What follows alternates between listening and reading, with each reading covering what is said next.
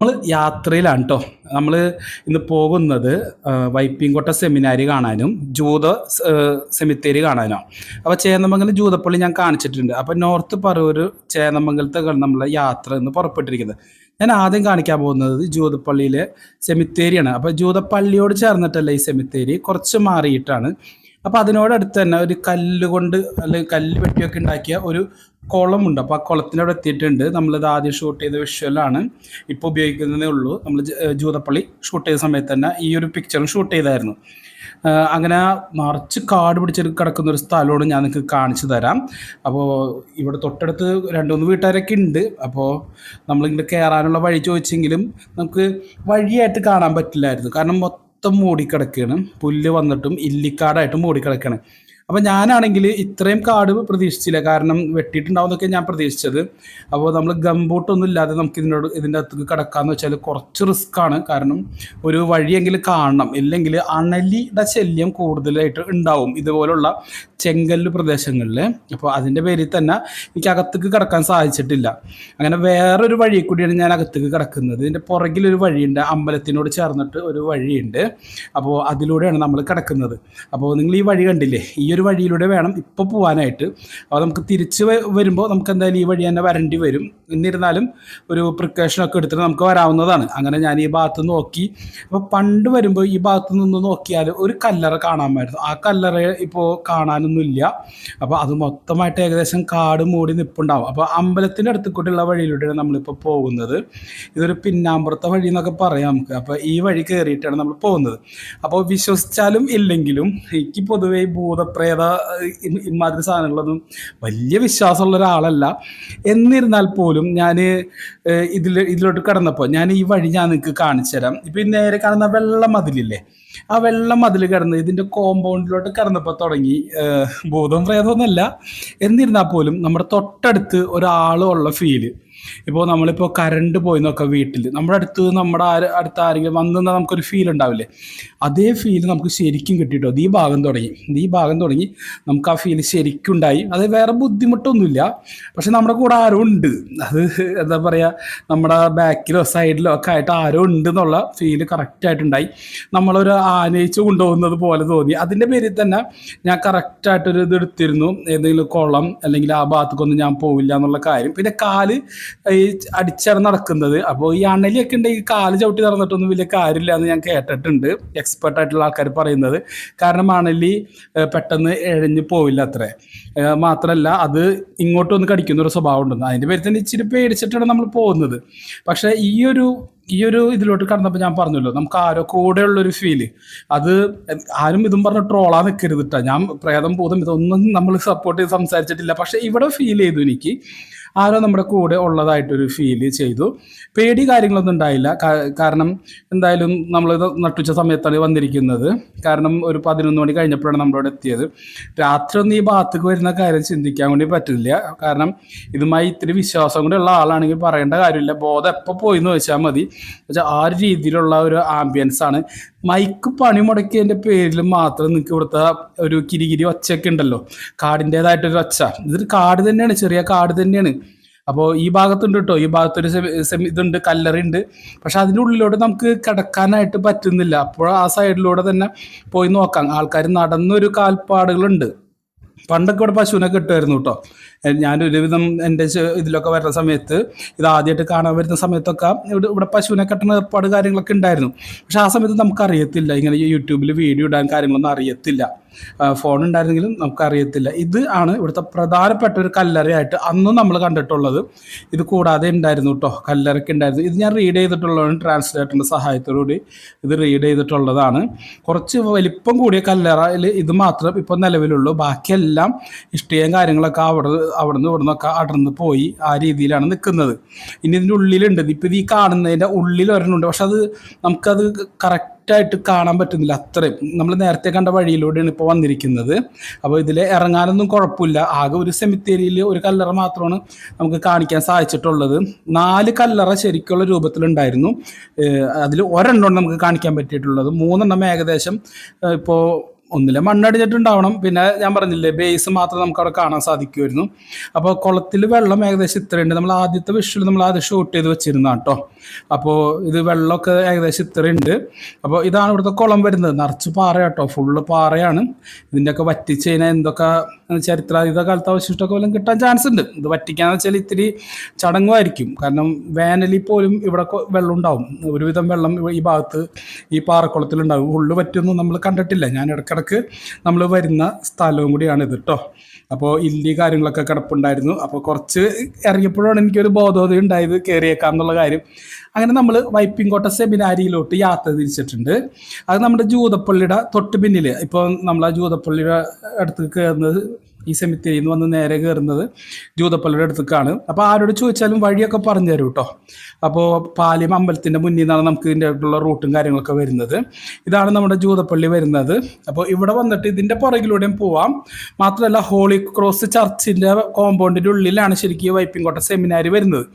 പക്ഷേ ഞാനൊരു ത്രില്ലിന് വേണ്ടിയിട്ടാണ് ഈ വഴി കുറച്ച് ഉള്ളേരിയ കയറാന്നുള്ള രീതിയിൽ വന്നത്. അങ്ങനെ നമ്മൾ ഈ പള്ളി തിരിഞ്ഞ് പോയി കഴിഞ്ഞാൽ ഇതിൻ്റെ ഉള്ളേരിയയിലൂടെ കയറാം. ഇവിടെ എല്ലാം കല്ല് വിരിച്ച് നല്ല ഭംഗിയാക്കിയിട്ടുണ്ട് കേട്ടോ. ഇത് മുസ്ലിംസ് പ്രൊജക്റ്റാണോ വിരിച്ചത്, പള്ളിക്കാരാണോ വിരിച്ചത് നമുക്കറിയത്തില്ല. അപ്പോൾ ഇത് നിൽക്കുന്നത്, ഈ ഒരു വൈപ്പിൻകോട്ട സെമിനാരി നിൽക്കുന്നത് ഹോളി ക്രോസ് ചർച്ചിൻ്റെ കോമ്പൗണ്ടിൻ്റെ ഉള്ളിലാണ്. അപ്പോൾ ആദ്യമായിട്ട് അച്ചടി തുടങ്ങിയത് ഇവിടെയാണെന്ന് പറയപ്പെടുന്നുണ്ട്. ബൈബിളാണ് ആദ്യം അച്ചടിച്ചതെന്നും പറയപ്പെടുന്നുണ്ട്. അപ്പോൾ ഇത് അച്ചടിശാലയും കാര്യങ്ങളൊന്നുമല്ല, ഇതൊരു സെമിനാരി തന്നെയാണ്. അപ്പോൾ ഇതിൻ്റെ ഒരു മതിൽ ഇപ്പോൾ ഇതാക്കിയേക്കാണ്, നമ്മുടെ ക്രിസ്ത്യൻ സെമിത്തേരി ആക്കിയേക്കാണ്. അപ്പോൾ അച്ചടിയുടെ കാര്യം എത്രമാത്രം കറക്റ്റാണ് കാര്യങ്ങളാണെന്ന് ഒന്നും അറിയത്തില്ല. കാരണം അത്രയും പഴക്കമുള്ളൊരു കെട്ടിടമാണിത്. അപ്പോൾ ഈ ചേന്നമംഗലം സ്ഥലത്തിനൊരു പ്രത്യേകത ഉണ്ട്. ഈ ഹോളി ക്രോസ് പള്ളി, ജൂതപ്പള്ളി, പിന്നെ ഒരു അമ്പലം, പ്ലസ് ചേന്നമംഗലം ജുമാ മസ്ജിദ്, ഇത് ഇത്രയും ആരാധനാലയങ്ങൾ ഒരു മലയിൽ ആണ് സ്ഥിതി ചെയ്യുന്നത്. ഒരു പൊക്കത്തിൽ ആണ്, ഒരു മലയിലാണ് സ്ഥിതി ചെയ്യുന്നത് ഇത്രയും ആരാധനാലയങ്ങൾ സ്ഥിതി ചെയ്യുന്നത്. അപ്പോൾ ഇതിന് ഏകദേശം ഒരു പഴക്കം നമുക്ക് നിശ്ചയിക്കാൻ സാധിക്കും. ഒരു 400 വർഷം ഏകദേശം പഴക്കം നമുക്ക് നിശ്ചയിക്കാൻ സാധിക്കും. കാരണം കൊടുങ്ങല്ലൂരിൽ നിന്ന് വന്ന ജൂതന്മാരാണ് ഇവിടെ ഈ സംഭവങ്ങളൊക്കെ, ജൂതപ്പള്ളി പണിതും കാര്യങ്ങളൊക്കെ. അപ്പോൾ ഇവിടെ കുറച്ച് റിമൈൻസ് ഓഫ് വൈപ്പിൻകോട്ട സെമിനാരി എന്ന് പറഞ്ഞ് എഴുതി വെച്ചിട്ടുണ്ട്. അപ്പോൾ മുസ്ലിംസാർ പറയുമ്പോൾ കുറച്ചും കൂടിയും ആധികാരികമായി നമുക്ക് കാര്യങ്ങൾ മനസ്സിലാവും, ഇതെന്തായിരുന്നു എന്നുള്ള കാര്യങ്ങളൊക്കെ മനസ്സിലാവും. പക്ഷെ ഒരുപാട് ചരിത്രപരമായി പ്രാധാന്യമുള്ള സ്ഥലമാണ്. പക്ഷേ ഇതിപ്പോഴൊന്നും റിക്കവർ ചെയ്തിട്ടില്ല എന്ന് തന്നെ പറയാം. കാരണം ഒരു വൃത്തിയാക്കി ഇട്ടിട്ടില്ല. ആ പള്ളിക്കാർ വൃത്തിയാക്കൽ മാത്രമേ ഉള്ളൂ. അപ്പോൾ ഇതാട്ടോ ഹോളി ക്രോസ് ചർച്ച് വരുന്നത്. അപ്പോൾ ഞാൻ വരുന്ന ദിവസം ഇവിടെ പ്രാർത്ഥന കാര്യങ്ങളൊക്കെ എന്തോ നടപ്പുണ്ടായിരുന്നു. ഇത് വെള്ളിയാഴ്ചയാണ്. അപ്പോൾ എനിക്കും ജുമാ നിസ്കാരത്തിന് പോകാൻ നേരമായിട്ടുണ്ട്. അപ്പോൾ ആ സമയത്തോടു കൂടിയാണ് ഞാൻ വരുന്നത്. അപ്പോൾ നമുക്കൊരു 12:30 കൂടിയും ജുമാ നിസ്കാരത്തിന് പോകണം. അപ്പോൾ ഈ ചേന്നമംഗലം പള്ളിയിൽ പോകാൻ തന്നെയാണ് നമ്മൾ നിശ്ചയിച്ചിരിക്കുന്നത്. അപ്പോൾ ഇതാണ് ഹോളി ക്രോസ് ചർച്ച് വരുന്നത്. അപ്പോൾ ഈ ചർച്ചിൻ്റെ ഇവിടെ ഒരു സ്റ്റേഡിയം ഉണ്ട്. അപ്പോൾ ഈ സ്റ്റേഡിയത്തിനോട് ചേർന്നിട്ട് തന്നെ ഒരു സെമിത്തേരി കാണാം. ഈ സെമിത്തേരിയുടെ തൊട്ടടുത്തായിട്ടാണ്, അല്ലെങ്കിൽ ഒരു മതിൽ വൈപ്പിൻകോട്ട സെമിനാരിയുടെ മതിലാണ് വരുന്നത്. അപ്പോൾ ക്രിസ്മസ് കഴിഞ്ഞതിൻ്റെ അവശിഷ്ടങ്ങളൊക്കെ കിടപ്പുണ്ട്, പടക്കം പൊട്ടിച്ചതിൻ്റെയൊക്കെ കിടപ്പുണ്ട്. കുറേയൊക്കെ അവർ കത്തിച്ച് കളഞ്ഞിട്ടുണ്ട്. എന്നിരുന്നാൽ പോലും വെടിമരുന്നിൻ്റെ നല്ല സ്മെല്ലുണ്ട് പടക്കത്തിൻ്റെ. അപ്പോൾ ഇതാണ് വൈപ്പിൻകോട്ട സെമിനാരി വരുന്നത്. കുറച്ചൊരു ഡിസപ്പോയിൻറ്റഡ് ആയിട്ടുണ്ടാവും നമുക്കറിയാം. കാരണം നമുക്കത് ഡീറ്റെയിൽ ആയിട്ട് കാണിക്കാൻ പാകത്തിലൊന്നുമില്ല. ഏകദേശം ഒരു 3 ചുമരുകളാണ് ആകെ ഉള്ളത്. എന്നിരുന്നാൽ കൂടി അന്നത്തെ കാലത്ത് ഇത്രയും വലിയൊരു നിർമ്മിതി ഈ മലയുടെ മുകളിൽ നിർമ്മിക്കാന്ന് വെച്ചാൽ ചെറിയ ടാസ്ക് ഒന്നല്ല, നല്ല വലിയ ടാസ്ക്കാണ്. ഇതിൻ്റെ ഒരു ബീമൊക്കെ കണ്ടില്ലേ, ബീം എന്ന് വെച്ചാൽ ഈ ജനലിൻ്റെ മേലെ വരുന്നത് അത് ബീം ലിൻഡൽ എന്നാണ് പറയുക. അപ്പോൾ ആ ലിൻഡലൊക്കെ കണ്ടില്ലേ, ഏകദേശം നല്ല കനത്തിൽ തന്നെയുള്ള കരിങ്കല്ലും കാര്യങ്ങളൊക്കെയാണ് ഉപയോഗിച്ചിരിക്കുന്നത്. ഈ മതിൽ സെമിത്തേരിയുടെ മതിലാണ് കേട്ടോ, അപ്പുറം സെമിത്തേരിയാണ്. അപ്പോൾ ഞാൻ ആ ഭാഗം എന്തായാലും ഷൂട്ട് ചെയ്യുന്നില്ല. അപ്പോൾ തറ കാര്യങ്ങളൊക്കെ നമുക്ക് ഇപ്പോഴും വിസിബിളാണ് കേട്ടോ. അപ്പോൾ ഇവിടെ ഇനി എന്ത് ചെയ്യാൻ പറ്റുമെന്നൊക്കെ ഗവൺമെൻറ് തീരുമാനിച്ചിട്ടുണ്ടാവുമായിരിക്കാം. കാരണം മുസ്ലിംസ് പ്രോജക്റ്റിൻ്റെ ഭാഗമായിട്ട് ഇത് എത്രമാത്രം റിക്കവർ ചെയ്യാൻ പറ്റുമെന്നൊന്നും അറിയില്ല. കാരണം വൈപ്പിൻകോട്ട സെമിനാരിയുടെ ഒരു ഫുൾ പിക്ചർ നമുക്ക് കിട്ടിയിട്ടില്ല. അതിന് മുസ്ലിംസാർക്ക് എവിടെ നിന്നെങ്കിലും കിട്ടിയിട്ടുണ്ടോ എന്ന് പറയാൻ പറ്റില്ല. പണ്ടത്തെ പോർച്ചുഗീസ് ലൈബ്രറിന്നോ, പോർച്ചുഗീസുകാരാണ് സ്ഥാപിച്ചത്, വൈപ്പിൻകോട്ട സെമിനാരി സ്ഥാപിച്ചത് പോർച്ചുഗീസുകാരാണ്. അപ്പോൾ ഇത് എങ്ങനെ ഇവരിത് റിക്കവർ ചെയ്യാൻ പോകണമെന്നുള്ളതൊന്നും നമുക്ക് അറിയത്തില്ല. ഒരു ഫുൾ ഫോട്ടോ ഉണ്ടോ, ഇനി പോർച്ചുഗൽ വല്ല ആർക്കൈവ്സിൽ വല്ല രേഖകളുണ്ടോ, ഇതൊന്നും നമുക്കറിയില്ല. അതൊക്കെ മുസ്ലിംസിൻ്റെ ആരെങ്കിലും കണ്ടാൽ നമുക്ക് ചോദിക്കാൻ പറ്റും. അപ്പോൾ അതൊക്കെ ചോദിച്ചിട്ട് നമ്മൾ ഡീറ്റെയിൽ ആയിട്ട് നമ്മൾ ഇതിൻ്റെ ഒരു വീഡിയോ വൈപ്പിൻകോട്ട സെമിനാരിയുടെ പഴയകാല പിക്ചർ ഇട്ടിട്ടുണ്ടെങ്കിൽ അത് വെച്ച് ചെയ്യും കേട്ടോ. തൊട്ടടുത്ത് വീട് കാര്യങ്ങളൊക്കെ ഉണ്ട്. വലിയ കല്ലാണ് കേട്ടോ, പെട്ടെന്ന് മറിഞ്ഞു വീണ്ട കല്ലല്ല, അത്രയും വലിയ കല്ലാണ്. ഇപ്പോൾ ഏകദേശം നമ്മുടെ ഇന്നത്തെ വെട്ടുകല്ലിൻ്റെ വണ്ണമോ നീളമോ അല്ല ഇതിന്, ഒരു നല്ല നീളമുള്ള കല്ലാണ്. മാത്രമല്ല മൂത്ത കല്ലെന്ന് പറയില്ലേ, ഒരനക്കം തട്ടാത്ത കല്ലുകളാണ് ഇവിടെ ഇരിക്കുന്നത് കംപ്ലീറ്റ്. ഇവിടെ പൊളിഞ്ഞിരിക്കുന്നത് പല കാലങ്ങൾ കൊണ്ട് പൊളിഞ്ഞിരിക്കുന്നതും പിന്നെ എന്താ പറയുക ചരിത്ര അവശേഷിപ്പാണെന്നുള്ള കാര്യം പണ്ടത്തെ ആൾക്കാർക്ക് വലിയ ബോധമൊന്നും ഇല്ലല്ലോ. അപ്പോൾ അതിൻ്റെ പേരിലായിരിക്കണം നോക്കാതെ ഇത് പൊളിഞ്ഞു പോയിട്ടുണ്ടാകുന്നത്. അപ്പോൾ ഇത് വളരെ പുരാതനമായിട്ട് ഞങ്ങളുടെ നാട്ടിലുള്ള ഒരു നിർമ്മിതിയാണ് കേട്ടോ വൈപ്പിൻകോട്ട സെമിനാരി എന്ന് പറയുന്നത്. നമ്മൾ നടന്നു വന്ന വഴിയാണിത്. ഈ വഴിയാണ് നേരെ പോയി കഴിഞ്ഞാൽ ജൂതപ്പള്ളിയുടെ ഭാഗത്തേക്ക് തന്നെ എത്തും. മാത്രമല്ല ഹോളി ക്രോസ് ചർച്ചിൻ്റെ മുന്നിൽ കൂടി വന്നിട്ട് വലത്തോട്ട് തിരിഞ്ഞാലും, എനിക്ക് ഇത് കിഴക്ക് പടിഞ്ഞാറൊന്നും പറയാനറിഞ്ഞു, ഇവിടെ ഒന്നുകൂടി വടക്കും കിഴക്കൊക്കെ തെറ്റിപ്പോയി. അപ്പോൾ ഏകദേശം എൻ്റെ ഒരു ഊഹം ശരിയാണെങ്കിൽ കിഴക്കോട്ട് തിരിഞ്ഞു കഴിഞ്ഞാൽ നമുക്ക് വീണ്ടും ജൂതപ്പള്ളിയുടെ വേറൊരു വശത്ത് ചെല്ലാം. ജൂതപ്പള്ളിയിൽ നിന്നും നേരെ കാണാം കേട്ടോ നമുക്ക് ചേന്നമംഗലം ജുമാ മസ്ജിദ് കാണാം. ഇതിൻ്റെ ഇതുണ്ടല്ലോ പ്ലാസ്റ്ററും കാര്യങ്ങളൊക്കെ ഏകദേശം ഇളകി തുടങ്ങിയ മട്ടാണ്. അപ്പോൾ ഞാൻ ഈ ഒരു പരിസരത്തിൻ്റെ ഭൂമിശാസ്ത്രപരമായിട്ടുള്ള ഒരു രേഖ നിങ്ങൾക്ക് ഞാൻ കാണിച്ചു തരാം. ഗൂഗിൾ മാപ്പിൽ നമ്മളിപ്പോൾ ഇവിടുന്ന് മൈനസ് ചെയ്യണ്, അത് കഴിഞ്ഞിട്ട് ജസ്റ്റ് നമ്മൾ ലൊക്കേഷൻ അടിച്ചു കഴിഞ്ഞാൽ കറക്റ്റ് നിങ്ങൾക്കൂടെ കാണാൻ സാധിക്കും. വൈപ്പിൻകോട്ട സെമിനാരിയിൽ കാണാൻ സാധിക്കും. ഒരു പുഴയുടെ വക്കത്താണ് വരുന്നത്. വൈപ്പിൻകോട്ട സെമിനാരിയിൽ ചേന്നമംഗലം പള്ളിയാണ് കേട്ടോ. ഇപ്പോൾ ജൂതപ്പള്ളിയും മുസ്ലിം പള്ളിയൊക്കെ പുഴയുടെ വക്കത്താണ് വരുന്നത്.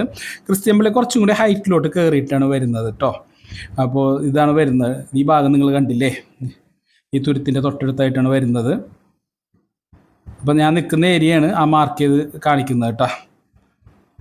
ആ ഒരു നീല ഒരു റൗണ്ടിൽ കാണാം പാലിയം, പെരിയാറ്, കോട്ടപ്പുറം കോട്ട. അപ്പോൾ കോട്ടപ്പുറം കോട്ടയിൽ നിന്ന് ഇത്രയും ദൂരമേ ഉള്ളൂ. നോക്കണമെങ്കിൽ ബോട്ട് റൂട്ടാണെങ്കിൽ കുറച്ചുള്ളൂ. ബോട്ട് വഴി കണ്ടില്ലേ, ഇതാണ് ബോട്ട് ജെട്ടി. ഇത് പണ്ട് മുസ്ലിംസിൻ്റെ പ്രൊജക്റ്റിൻ്റെ ഭാഗമായി ബോട്ട് യാത്രക്ക് അടുത്തിരുന്ന സ്ഥലമാണ്. ഇപ്പോൾ അതുണ്ടോയെന്ന് നമുക്കറിയില്ല. ഇവിടെ ഒരു ബോട്ട് കിടപ്പുണ്ട്, പഞ്ചായത്തിൻ്റെ എന്നൊന്നും തോന്നുന്നു. മാത്രമല്ല ഇത് പള്ളിയുടെ മുസ്ലിം പള്ളിയുടെ തൊട്ടടുത്താണ് ഈ ബോട്ട് ജെട്ടി വരുന്നത്. ഒരു ബോട്ട് ഇവിടെ കരയ്ക്ക് കയറ്റി വെച്ചിട്ടുണ്ട്. പണ്ട് കാലത്ത് ഉപയോഗിച്ചിരുന്നതായിരിക്കണം. അപ്പോൾ തൊട്ട് അപ്പുറത്തെ കര എന്ന് പറഞ്ഞാൽ പുത്തമ്പേലിക്കര, അങ്ങനത്തെ കരകളാണ് അപ്പുറത്ത്. പിന്നെ വലിയ പഴംപിള്ളിത്തുരുത്ത്, അങ്ങനെ കുറച്ച് സ്ഥലങ്ങളും കൂടിയും ഇതിനോട് ചേർന്നിട്ട് തന്നെ ഉണ്ട്. അപ്പോൾ ഞാൻ ജസ്റ്റ് ഒന്ന് സൂം ചെയ്ത് നോക്കിയായിരുന്നു. നമുക്ക് സൂമിൻ്റെ കപ്പാസിറ്റി ഒന്ന് നോക്കിയതാണ്. അപ്പോൾ അപ്പുറത്ത് കാറൊക്കെ ചെറുതായിട്ട് നമുക്കൊന്ന് കാണാൻ സാധിക്കുന്നുണ്ട്. അപ്പോൾ ഇതാണ് ഈ ഭാഗത്തിൻ്റെ പ്രത്യേകതകൾ വരുന്നത്. അപ്പോൾ എനിക്കെന്തായാലും പള്ളിയിൽ കയറാനുള്ള നേരമായിട്ടുണ്ട്. അപ്പോൾ ഞാൻ ഈ വീഡിയോയിൽ നിങ്ങളെ കാണിക്കാൻ ഉദ്ദേശിച്ചത് ഒന്ന് ജൂത സെമിത്തേരിയാണ്. പക്ഷേ അതിൻ്റെ അത് എനിക്ക് ഒരു കല്ലറ മാത്രമേ നിങ്ങളെ കാണിക്കാൻ സാധിച്ചിട്ടുള്ളൂ. അപ്പോൾ ഇനി വേനൽക്കാലത്ത് ഇതൊക്കെ ചെയ്തിട്ട് വരികയാണെങ്കിൽ ഞാൻ ഒരു വീഡിയോ കൂടി എന്തായാലും ചെയ്തിടുന്നുണ്ട്. അപ്പോൾ ഞാൻ എന്തായാലും പള്ളിയിലോട്ട് കയറേണ്ട സമയമായിട്ടുണ്ട്. അപ്പോൾ നമ്മുടെ ഇന്നത്തെ വീഡിയോ ഇത്രയേ ഉള്ളൂ കേട്ടോ. അപ്പോൾ കാണിക്കാൻ ഉദ്ദേശിച്ച രണ്ട് കാര്യങ്ങൾ ഞാൻ കാണിച്ചു എന്നാണ് എൻ്റെ വിശ്വാസം. ഒന്ന് ജൂത സെമിത്തേരി, രണ്ട് വൈപ്പിൻകോട്ട സെമിനാരി. അപ്പോൾ ഇതാണ് കേട്ടോ ജൂതപ്പള്ളിയുടെ നേരെ മുന്നിലുള്ള മുസ്ലിം പള്ളി. മതസൗഹാർദ്ദത്തിൻ്റെ ഒരു ഈറ്റിലും കൂടിയാണ് ഈ ഭാഗം. അപ്പോൾ ഇന്നത്തെ വീഡിയോ ഞാൻ ഇതോടുകൂടി വൈൻഡപ്പ് ചെയ്യണം. അപ്പം ഇനി പള്ളിയിൽ കയറിയിട്ട് ഞാൻ നേരെ തിരിച്ചെൻ്റെ നാട്ടിലോട്ട് തന്നെ പോവുകയാണ്. അപ്പോൾ ഇത്ര നേരം വീഡിയോ കണ്ട എല്ലാവർക്കും നന്ദി. ചാനൽ സബ്സ്ക്രൈബ് ചെയ്യാത്തവർ സബ്സ്ക്രൈബ് ചെയ്ത് സഹകരിക്കുക. Thanks for watching.